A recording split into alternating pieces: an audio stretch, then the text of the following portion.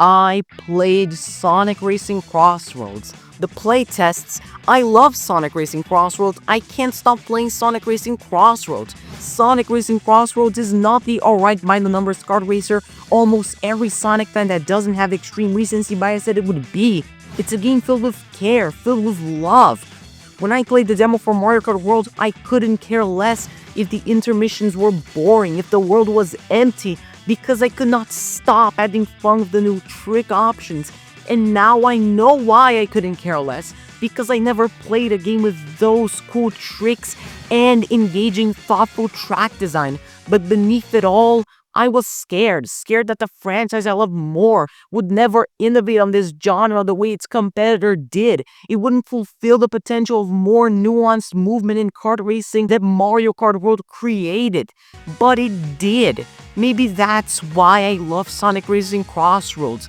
Maybe that's why I can't stop playing Sonic Racing CrossWorlds. Every single mechanic had thought and heart from Sonic Team and the Sega Arcade Racing Team to achieve a vision, and I just think I see it. Where do I even freaking start? This game's drifting is an actual art. Just like All-Stars Racing Transformed, you can redirect your drifts midway through them, but your drift bar will reset to its level, so you have to redirect it at the right time, or maybe sacrifice it to get a better boost. But you can reduce the cost of that sacrifice with the fact speed impacts your drift level, not time. But how can you get the highest drifts as fast as possible? You master the tricks, you squeeze out as most spams as possible. Pull off vertical tricks to stay, or pull off horizontal tricks to slightly move where you want. You get rated on how well you did this, and that feels so freaking good, even if the numbers don't matter, just the color that defines your boost. The transformations of this game crash, burn, and you throw up out of laughter at the ashes of Transformed. The boats have a charge jump mechanic that's genuinely addictive and genius.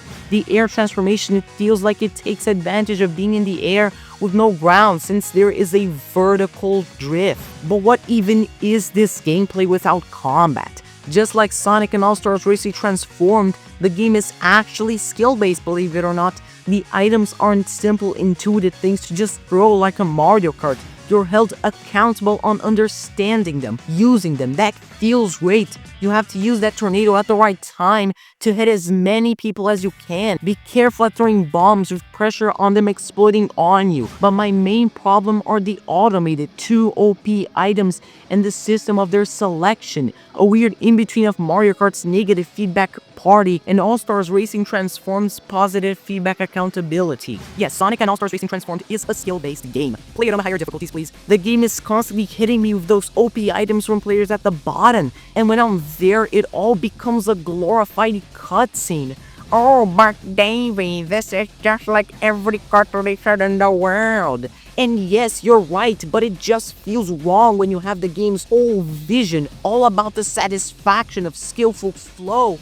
Like someone from Sega is right there while they develop it to assure the game fills the quota of kart racing games, when the whole point is to do something Mario Kart, which they knew could be their competitor would never do. This isn't my fault, guys. In any challenge, once you completely understand all mess-ups are your fault, it feels jarring to have to swallow the fact they're not.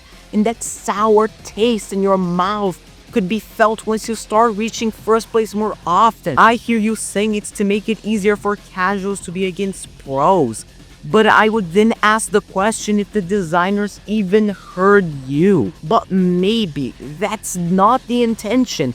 I call oversights and unintentional things in games made by Sonic Team straight up deliberate design choices. So there must be something deeper in this game, and I just think I found it. Once you're too ahead of everybody, there's no combat. Because there is no combat, the gameplay becomes so much weaker. It feels like those ghosts and unfair hits are meant to bring me back to that challenge, that fun zone.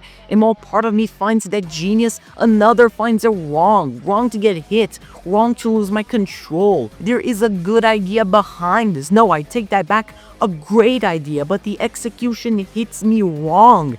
It strips away the joy of power because I'm powerless. Okay, Back to the glazing, let's talk attention to detail. Sonic Racing CrossWorld doesn't have a story because it has stories. Every rivalry in a Grand Prix feels like a story. When you lose, your rivals laugh at you, but when you win, you see them falling apart. It makes a Grand Prix in a freaking kart racing game feel more personal than freaking ever.